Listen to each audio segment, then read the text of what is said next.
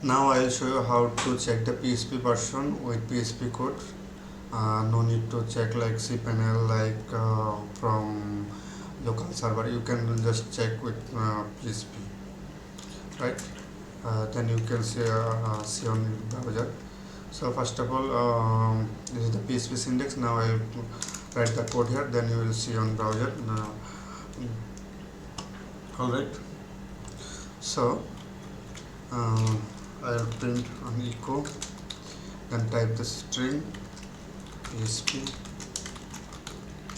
version. It will be not mandatory, it's just for understanding. Then you can run the PHP version method. PHP version this is the built-in method. Alright, now we can run browser. Yes, this PHP version 7.4.26 is the we need to the space.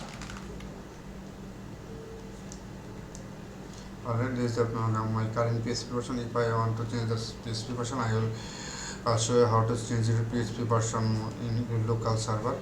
So thank you for the watching. Bye bye.